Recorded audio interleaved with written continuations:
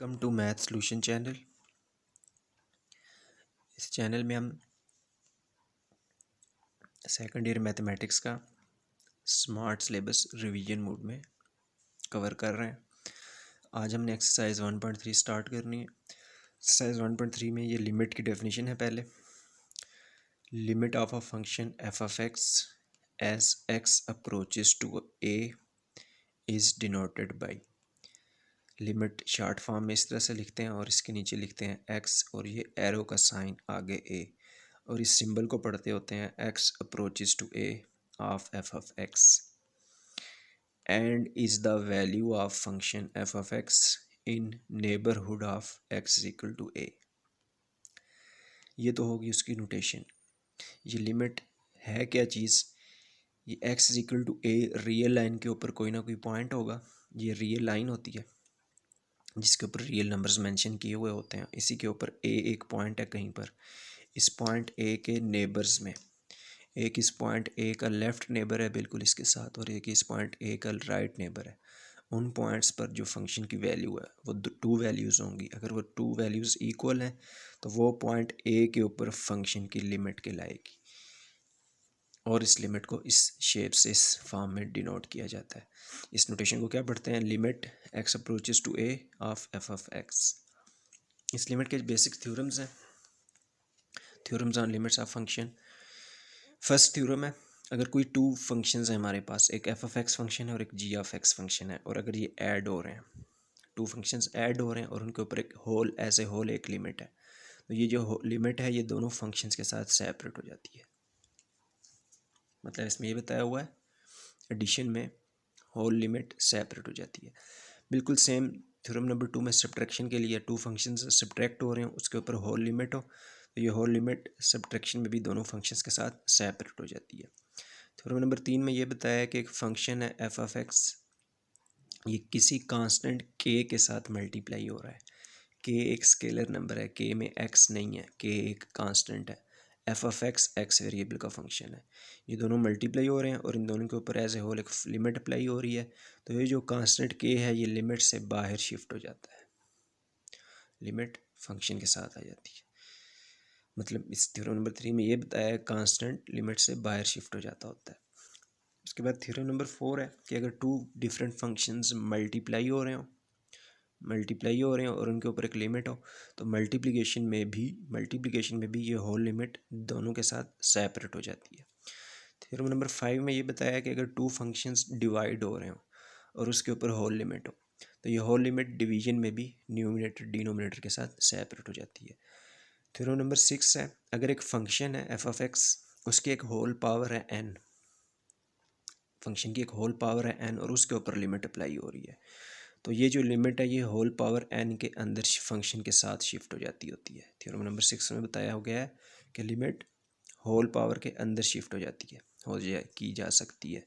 और theorem number 7 ये है कि सेपरेट एलोन कांस्टेंट है, एक स्मॉल सी कोई कांस्टेंट है, इसमें कोई एक्स नहीं है, ये एक नंबर है जैसे 6 -5 2 10, इस तरह का कोई स्केल, इस तरह का कोई रियल नंबर है, उसके ऊपर लिमिट अप्लाई हो रही है, limit x approaches to A. Limit variable X के लिए है, तो इसमें तो कोई एक्स है नहीं, ये एक अकेला कांस्टेंट है, तो इसके ऊपर लिमिट का कोई असर नहीं होगा। ये इसका आंसर ओनली सी आ जाएगा, इसके साथ से लिमिट ख़त्म हो जाएगी।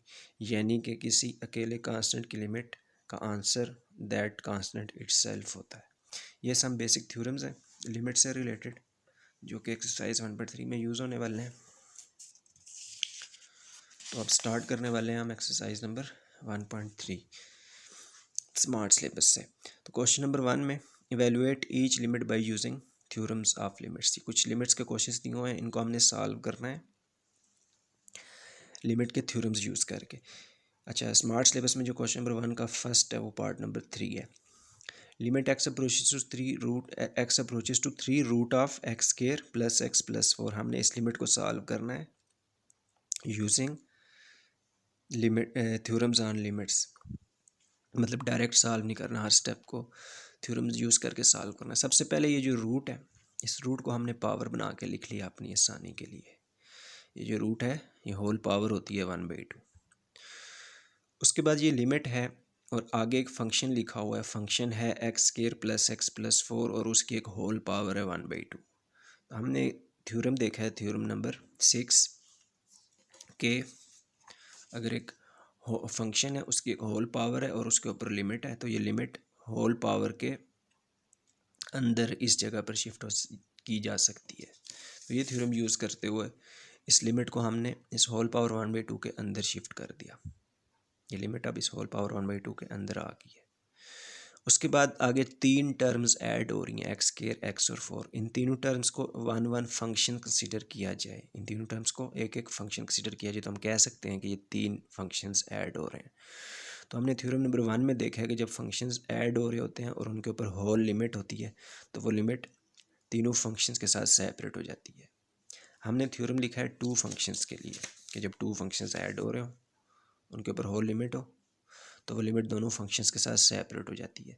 इस थ्योरम को एक्सटेंड किया जा सकता है एनी नंबर ऑफ फंक्शंस के लिए, यानी कि इधर 2 फंक्शंस के लिए ऐड होने के लिए लिखा हुआ है, 3 फंक्शंस ऐड हो रहे हो, 4 फंक्शंस ऐड हो रहे हो, 5 ऐड हो रहे हो, सब के लिए इसे यूज़ किया जा सकता है। तो यहाँ पे 3 ऐड हो रहे थे, हमने क्या किया, इन 3 टर्म्स को 3 फंक्शंस कंसीडर कर लिया, इनके ऊपर लिमिट अप्लाई हो रही है, तो ये लिमिट तीनों टर्म्स के साथ, तीनों फंक्शंस के साथ उस थ्योरम से सेपरेट हो जाएगी। फिर उसके बाद ये जो फर्स्ट है इसमें एक्स पर स्केयर है, एक्स को सिंगल एक्स को हम फंक्शन कंसीडर करें तो ये स्केयर उसकी एक पावर है। अगेन वही थ्योरम जो फर्स्ट में यूज़ किया है कि लिमिट होल पावर के अंदर शिफ्ट हो जाती है। इसी तरह यहाँ पे ये लिमिट इस पावर 2 के अंदर शिफ्ट हो जाएगी। हमने लिखा limit x approaches to 3 of X और ब्रैकेट लगा के ये जो स्केयर है इसे होल बना दिया। इस लिमिट को हमने इस होल स्केयर के अंदर शिफ्ट कर दिया, again using theorem number 6 and this is as it is, और ये थर्ड टर्म भी अभी हमने एज इट इज़ रखी है। उसके बाद अब लिमिट्स हम पुट करने लगे हैं। ये लिमिट्स कैसे पुट होती हैं, एक्स की जगह पे हम 3 पुट कर देंगे। Limit X approach to 3 solve कैसे होगी, ये लिमिट का वर्ड हम हटा देंगे, एक्स की जगह पे हम 3 लिख देंगे, हम बोलेंगे कि लिमिट पुट हो गई है। इसी तरह से limit X approach to 3 of this X लिखा हुआ है, इस एक्स की जगह पे हमें 3 लिखना है। जब लिमिट को हम हटाएंगे तो हमें इस एक्स की जगह पे 3 लिख देना है, तो ये लिमिट यूज़ हो गई, सॉल्व हो गई। इसी तरह से यहाँ पे लिखा हुआ है लिमिट एक्स अप्रोचेस टू 3 और आगे 4 लिखा हुआ है। 4 के साथ कोई एक्स नहीं है, 4 एक अकेला कांस्टेंट है। तो अकेले कांस्टेंट के बारे में हमने थ्योरम नंबर 7 देखा है कि कोई भी अकेला कांस्टेंट हो उसके ऊपर लिमिट हो तो वो कांस्टेंट इट सेल्फ आंसर में आ जाता है। कांस्टेंट के ऊपर लिमिट का कोई असर नहीं पड़ता, सी की लिमिट का आंसर सी ही आना है। किसी भी अकेले कांस्टेंट की लिमिट का आंसर वो कांस्टेंट इट सेल्फ आता है। तो ये लिमिट एक्स अप्रोचेस टू 3 या 4 का आंसर 4 इट सेल्फ होने वाला है थ्योरम नंबर 7 यूज़ करके। नेक्स्ट सॉल्व कर दिया, 3 स्क्वायर 9 हो जाएगा and 3 + 4 as it is again add होकर 16 हो जाते हैं और 16 की पावर 1/2, पावर 1/2 स्क्वायर रूट के होता है, तो 16 का square root will be equal to 4 is the answer. Question number 1 का पार्ट 3 के बाद जो स्मार्ट सिलेबस में है वो है part number 5। Again limit x approaches to 2, ये 2 रूट्स हैं जो सब्ट्रैक्ट हो रहे हैं और अगेन हमने इस लिमिट को सॉल्व करना है यूजिंग थ्योरम्स ऑफ लिमिट्स। सबसे पहले ये 2 फंक्शंस कंसीडर किए जाएंगे एज ए होल, 2 फंक्शंस हैं जो सब्ट्रैक्ट हो रहे हैं। हमने थ्योरम नंबर 2 देखा है कि जब 2 फंक्शंस सब्ट्रैक्ट हो रहे हो उनके ऊपर एक होल लिमिट हो तो वो होल लिमिट दोनों फंक्शंस के साथ सेपरेट हो जाती है। उसके बाद अगेन हमने देखा है कि एक फंक्शन है, इसकी एक होल पावर है। ये याद रहे कि स्क्वायर रूट क्या चीज़ है, स्क्वायर रूट पावर होती है 1/2, इसी तरह ये स्क्वायर रूट भी एक पावर है। तो हमने थ्योरम देखा हुआ एक फंक्शन है, उसकी एक होल पावर है और उसके ऊपर लिमिट है, तो वो लिमिट होल पावर के अंदर शिफ्ट हो जाती है। ये लिमिट भी इस होल पावर यानी कि रूट के अंदर शिफ्ट हो जाएगी। नेक्स्ट, ये लिमिट के आगे 2 टर्म्स ऐड हो रही हैं, तो इन दोनों टर्म्स को हम फंक्शंस कंसीडर करें। एक्स क्यूब को फर्स्ट फंक्शन कंसीडर करें, 1 को सेकंड फंक्शन कंसीडर करें, यानी कि एक्स क्यूब को एफ ऑफ एक्स कंसीडर करें, 1 को जी ऑफ एक्स कंसीडर करें, तो उनके ऊपर लिमिट अप्लाई हो रही है। ये लिमिट दोनों टर्म्स के साथ सेपरेट हो जाएगी यूजिंग फर्स्ट थ्योरम कि 2 फंक्शंस ऐड हो रहे हो, उनके ऊपर होल लिमिट हो, तो होल लिमिट दोनों टर्म्स के साथ सेपरेट हो जाती है। इसी तरह यहाँ पे वही चीज़ 2 टर्म्स को 2 फंक्शंस कंसीडर करें, ऐड हो रहे हैं, इनके ऊपर होल लिमिट है, तो ये होल लिमिट दोनों टर्म्स के साथ सेपरेट हो जाएगी और उसके बाद लिमिट पुट कर दी है। X approaches to two of X cube लिखा हुआ है। लिमिट हमने एक्स अप्रोचेस टू टू का मतलब है हमें एक्स की जगह पे टू पुट करना है। एक्स की जगह पे हमने टू लिख लिया, फिर उस एक्स के ऊपर एक क्यूब है तो क्यूब एज इट इज़ आएगा। Again limit x approaches to two of one लिखा हुआ है। वन कांस्टेंट है, अकेला वन कांस्टेंट है, इसमें कोई एक्स नहीं है।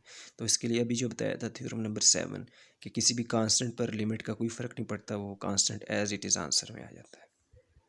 यहाँ पर अगेन लिमिट पुट कर दिया, एक्स की जगह पे हमें टू पुट करना है, एक्स की जगह पे हमने टू पुट कर दिया, whole square as it is, and plus के बाद 5 again is a constant. Constant के ऊपर लिमिट का कोई फ़र्क नहीं पड़ेगा। 5 limit x approaches to two of 5 का आंसर 5 ही आएगा। अकेले कांस्टेंट पर लिमिट का कोई फ़र्क नहीं पड़ता, कांस्टेंट इटसेल्फ आंसर में आ जाता है। तो लिमिट अब सॉल्व हो चुकी है। अब हमें ये बेसिक सिंप्लीफिकेशंस कर देनी है। 2 क्यूब 8 हो गया, 8 + 1 विल बी इक्वल टू 9, और यहाँ पे 2 स्क्वायर 4 हो गया, 4 + 1 विल बी इक्वल टू 9, दोनों 3 हो जाते हैं तो 0 आंसर आ जाता है। ये था क्वेश्चन नंबर 1 का स्मार्ट सिलेबस।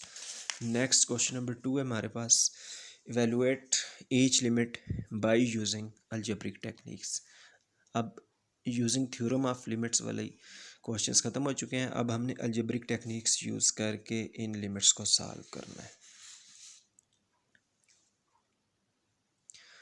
तो स्मार्ट सिलेबस में इसका पार्ट नंबर 1 है, limit x approaches to -1 X cube minus X over X plus 1, ये हमें गिवन है। अब इसमें हम अगर एज इट इज़ इसी शेप में इस फंक्शन में इसी शेप में हम एक्स अप्रोचेस टू -1 पुट करें ना, तो देखते हैं कि ये क्या बनता है। मतलब है जब ये लिमिट हमने सॉल्व करनी है, हमने एक्स क्यूब की जगह -1 लिखना है, फिर इस एक्स पर एक क्यूब है, ये -1 होल क्यूब बन जाएगा, फिर -x है, एक्स को हमने -1 लिखना है, और डिवाइडेड बाई एक्स प्लस 1 है। लिमिट पुट करने से हमने एक्स को -1 लिखना है। अगर इस एक्स को -1 लिख दें, ये -1 + 1 बन जाएगा। इसको हम सॉल्व करें, -1 होल क्यूब -1 ही रहेगा, और माइनस इंटू माइनस +1 हो जाएगा।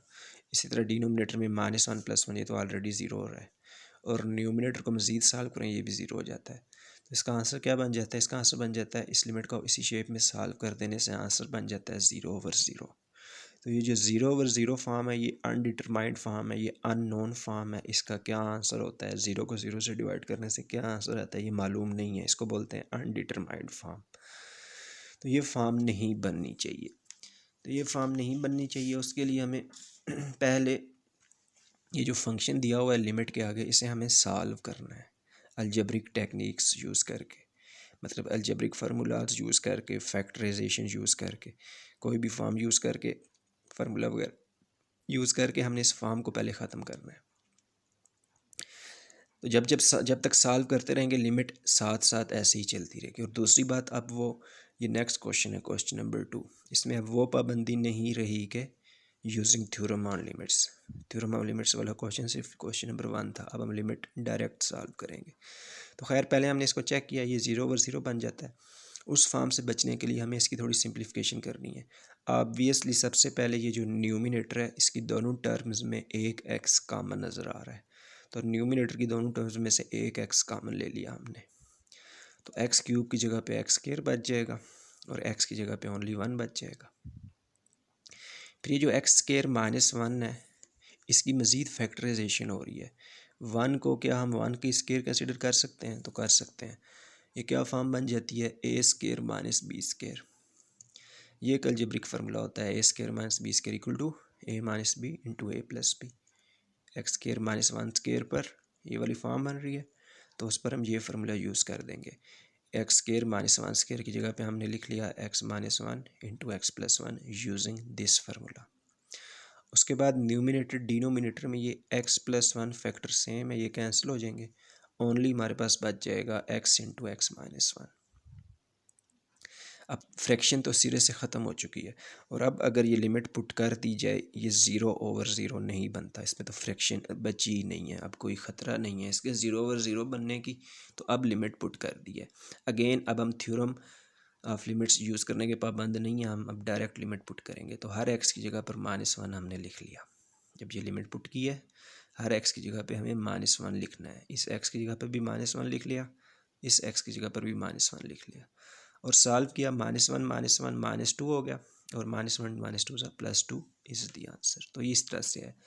ओरिजिनल शेप में ये लिमिट पुट कर देने से ये 0/0 बन रहा था। इसके हमने अलजेब्रिक टेक्निक्स मतलब फैक्टराइजेशन, रेशनलाइजेशन, कोई भी अलजेब्रिक टेक्निक यूज़ करके इसको हमने वो फॉर्म इसकी ख़त्म की है। जब 0/0 नहीं बन रहा तब हमने लिमिट्स पुट कर दी हैं और सॉल्व कर दिया है।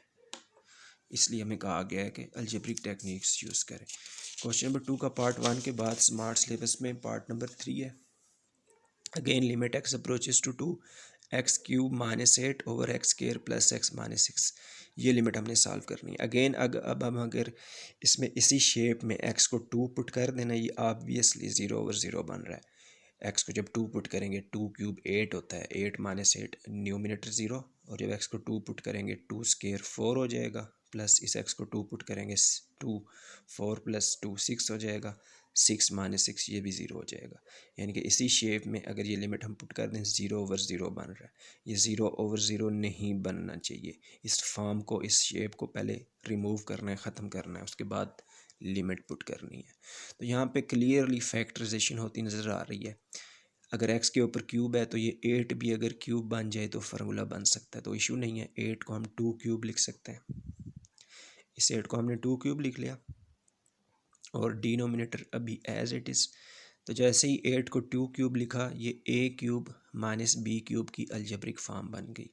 a³ - b³ फार्मूला होता है a - b × a² + ab + b²। बिल्कुल ये फॉर्म हमारे पास बन रही है। a की जगह हमारे पास x है और b की जगह हमारे पास 2 है, तो हम इसकी राइट साइड यूज़ करेंगे a - b, यानी कि x - 2 लिखाएगा। फिर सेकंड ब्रैकेट स्टार्ट होती है, उसमें a² + ab + b² लिखते हैं। हमारा ax है, ये लिखा हमने, a² + a × b लिखते हैं।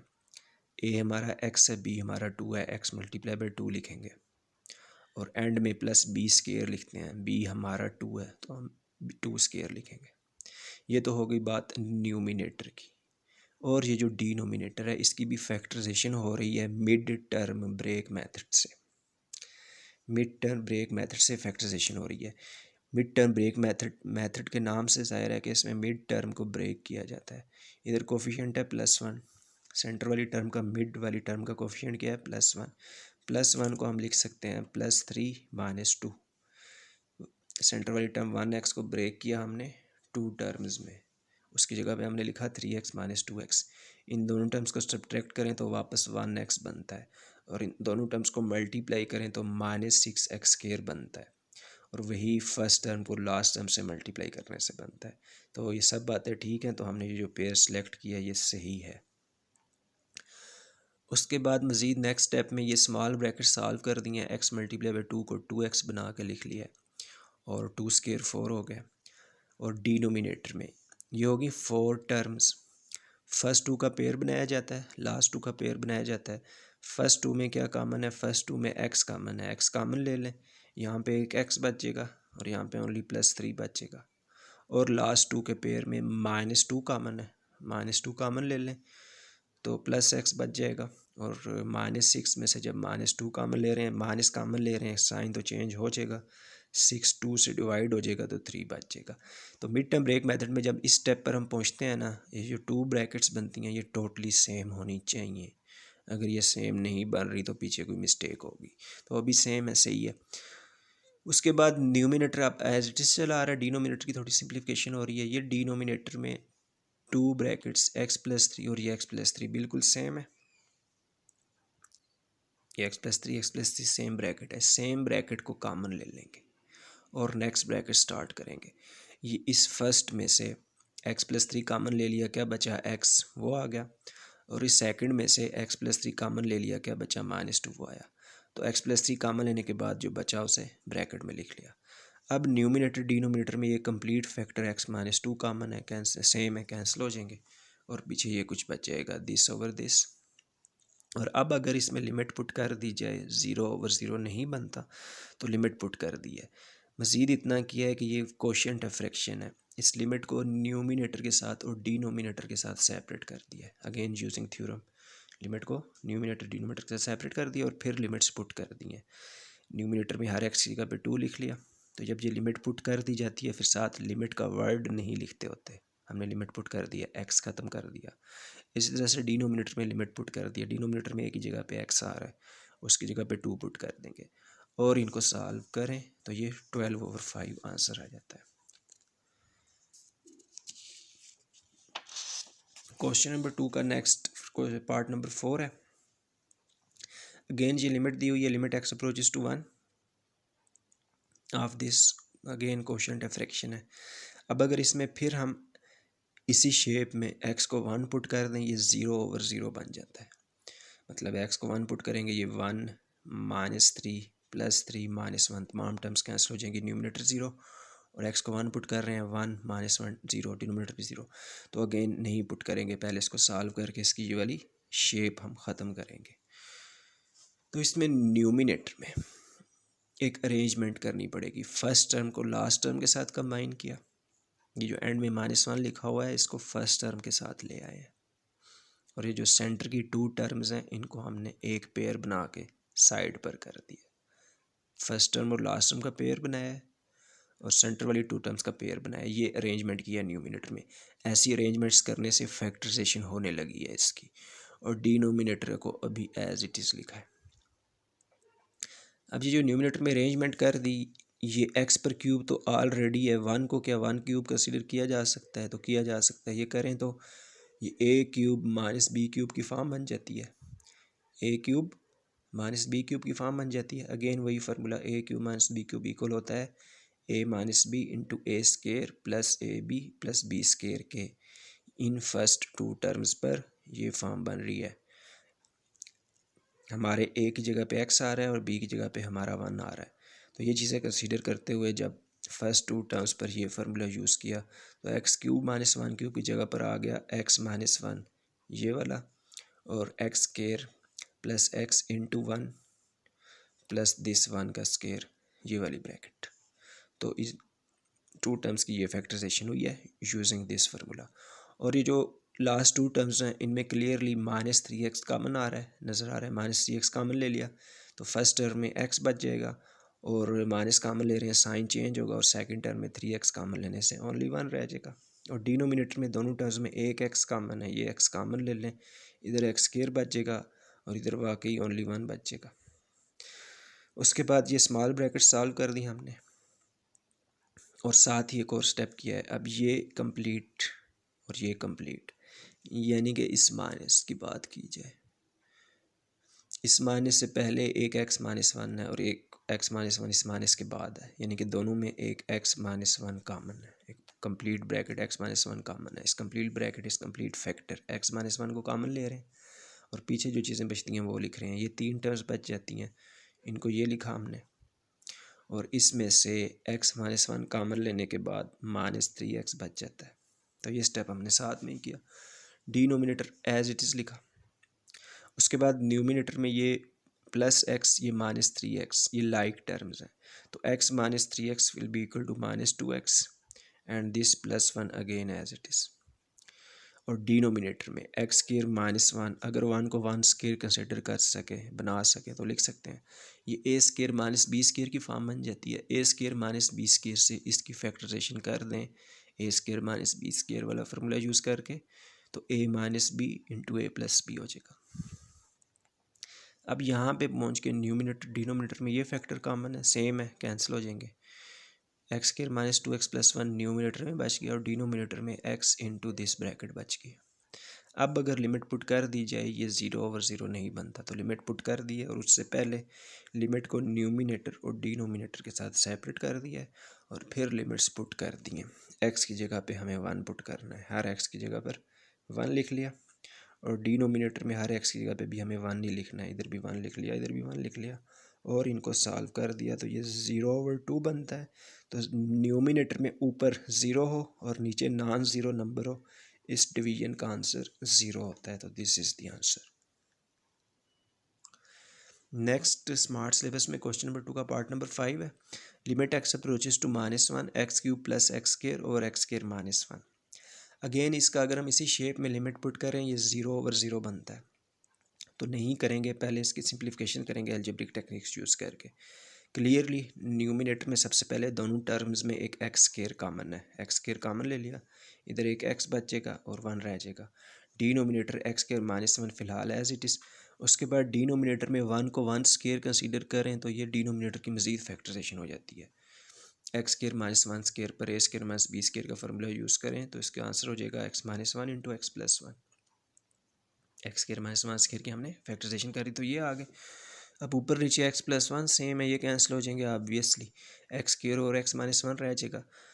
अब अगर लिमिट पुट की जाए 0 ओवर 0 नहीं बनेगा तो ये फ्रैक्शन है। अगेन न्यूमिनेटर डिनोमिनेटर के साथ लिमिट्स सेपरेट कर दी हैं थ्योरम यूज़ करते हुए, उसके बाद लिमिट्स पुट कर दी हैं। अभी हमें x को -1 लिखना है, इस x की जगह पे -1 लिखा, फिर x के ऊपर एक स्क्वायर है तो वो स्क्वायर होल पर आएगा। डिनोमिनेटर में भी x को हमने -1 लिखा and this -1 as it is. -1 will be equal to -2 और न्यूमिनेटर में -1 का square will be equal to +1, so -1/2 is the answer. Fraction अगर आ रही है उसमें अगर एक ही माइनस है और वो डिनोमिनेटर में है तो उसे न्यूमिनेटर में शिफ्ट कर देंगे नेक्स्ट स्टेप में with multiplying negative sign numerator and denominator. Fraction में अगर एक ही माइनस हो तो उसे न्यूमिनेटर में लगाया जाता है। तो क्वेश्चन नंबर 2 का स्मार्ट सिलेबस में नेक्स्ट पार्ट नंबर 8 है। Limit h approaches to 0। अब ये लिमिट h के ऊपर आ गई है, इस बार ये लिमिट x पर नहीं है तो ये ध्यान रहे। और आगे लिखा हुआ है √(x + h - x/h), यानी कि फंक्शन के अंदर x और h दोनों वेरिएबल्स यूज़ हो रहे हैं लेकिन लिमिट h के ऊपर है। इसमें अगर हम डायरेक्ट लिमिट पुट करें ना कि अब h को 0 पुट करना है, हम अगर इस h को 0 पुट कर दें, न्यूमिनेटर में (x - x) कैंसिल होके न्यूमिनेटर 0, और जब h को 0 पुट कर रहे हैं डिनोमिनेटर भी 0, 0 ओवर 0 बन रहा होगा तो नहीं बनाना, वो पहले ये शेप ख़त्म करनी है। अब यहाँ पे फैक्टराइजेशन तो हो नहीं सकती, स्क्वायर रूट्स आए हुए हैं, यहाँ पे रेशलाइजेशन हो सकती है। तो रेशलाइजेशन क्या होती है? रेशलाइजेशन ये जो टू रूट्स हैं जिनके दरमियान ये माइनस का साइन है, इस साइन को चेंज करके मल्टीप्लाई डिवाइड कर देना है। मतलब हमें √(x + h) प्लस √(x) से मल्टीप्लाई डिवाइड करना है, multiplying and dividing by this factor, rationalization. तो उसके बाद न्यूमिनेटर्स ने आपस में मल्टीप्लाई होना है ना, ये मल्टीप्लिकेशन हो रही है। न्यूमिनेटर्स ने जो ऊपर लिखे हुए हैं इन्होंने आपस में मल्टीप्लाई होना है।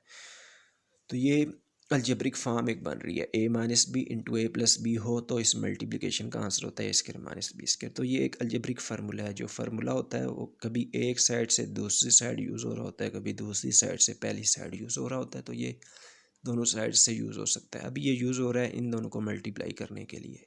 ये दोनों फर्स्ट टर्म्स सेम है, ये सेकंड टर्म्स सेम है, दोनों के दरमियान अपोजिट साइंस हैं, बिल्कुल ये वाली शेप बन रही है। तो आंसर होता है फर्स्ट का स्क्वायर माइनस सेकंड का स्क्वायर। फर्स्ट जो है उसको लिखा, उसका स्क्वायर माइनस का साइन, और सेकंड जो है उसका स्क्वायर। तो हमने ये न्यूमिनेटर्स वाली मल्टीप्लिकेशन कर दी इस फार्मूला को यूज़ करके, और डिनोमिनेटर में h मल्टीप्लाई बाय दिस लिखा हुआ आ जाएगा, क्योंकि इन पर तो कोई फार्मूला यूज़ नहीं होता, h मल्टीप्लाई बाय दिस। उसके बाद ये जो न्यूमिनेटर में हुआ है ये रूट्स तो हो जाते हैं cancel, this root multi square के साथ कैंसिल, ये रूट भी स्क्वायर के साथ cancel, only x + h - x रह जाएगा और डिनोमिनेटर एज इट इज़। उसके बाद ये x अपोजिट साइंस के साथ है कैंसिल हो जाएंगे, h ओवर ये रह जाएगा। उसके बाद h और h डिवीजन की कैंसिलेशन से कैंसिल हो जाएंगे, तो न्यूमिनेटर में ओनली 1 रह जाएगा डिवाइड बाई दिस डिनोमिनेटर। अब अगर लिमिट पुट कर दें 0 ओवर 0 नहीं बनता, और लिमिट इस बार h के लिए है तो h को हमें 0 पुट करना है। लिमिट क्या है? h अप्रोचेस 0, h को 0 पुट करना है, h को 0 पुट कर दें तो डिनोमिनेटर में √(x + √(x) रह जाता है, तो वो ऐड होके 1/2 टाइम्स √(x) हो जाता है। This is the answer. Next question number 2 का पार्ट नंबर 9 है। इस क्वेश्चन के लिए ये एक फार्मूला देखना है, हमें याद करना होगा। Limit x approaches to a x⁻n - a⁻n over x - a हो तो इस लिमिट का आंसर होता है n a⁻n-1। अभी ये हमें गिवन है x approaches to a x⁻n - a⁻n over x⁻m - a⁻m। x⁻n - a⁻n over x - a हो तो ये आंसर होता है। इधर डिनोमिनेटर में पावर आई हुई है, ये इस फार्मूले में डिनोमिनेटर में पावर 1 होती है, तो x⁻n - a⁻n के नीचे एक x - a चाहिए। इसी तरह ये जो नीचे लिखा हुआ है x⁻m - a⁻m, इसके नीचे भी एक x - a आ जाए तो न्यूमिनेटर में अलग से डिनोमिनेटर में अलग से ये फार्मूला बन जाएगा। तो वो चीज़ें नहीं है, एक x - a हमें न्यूमिनेटर में चाहिए, एक डिनोमिनेटर में चाहिए, इसलिए न्यूमिनेटर डिनोमिनेटर दोनों को हम x - a से डिवाइड करने लगे हैं। ऊपर वाले को एक एक्स माइनस ए से डिवाइड कर दिया और इस नीचे वाले x power m minus a power M को एक एक्स माइनस ए से डिवाइड कर दिया। उसके बाद इस लिमिट को इस न्यूमिनेटर के साथ सेपरेट कर दिया और इस डिनोमिनेटर के साथ सेपरेट कर दिया इस लिमिट को। अब ये बिल्कुल ये चीज़ बन चुकी है। X power n minus a power n x minus a का आंसर होता है n a power n minus one. तो न्यूमिनेटर वाले का आंसर इसी फार्मूले से हमने n a power n minus one लिख लिया। और डिनोमिनेटर में ये जो हमारा डिनोमिनेटर है इस पर भी एग्जैक्ट यही फॉर्म बन रही है, बस एन की जगह हमारा एम आ रहा है, तो हम उसका आंसर बन जाएगा m a power m minus one. अब एन ओवर एम तो डिफरेंट है, ऐसे ही रहेंगे। इन दोनों एस को कंबाइन किया जा सकता है। डिनोमिनेटर वाले ए को न्यूमिनेटर में ले गए तो ये ए न्यूमिनेटर में जाएगा, इसकी पावर का as a whole sign change हो जाएगा। उसके बाद ए से मल्टीप्लाई हो रहा है, सेम बेसिस हैं, पावर्स ऐड हो जाएंगी। ब्रैकेट ओपन करेंगे, प्लस मल्टीप्लाई पे माइनस, माइनस हो जाएगा। पावर में ये ब्रैकेट ओपन कर देंगे, माइनस एम प्लस वन हो जाएगा। ये प्लस वन और माइनस वन कैंसिल हो जाएंगे। ए की power n minus one n minus m is the answer.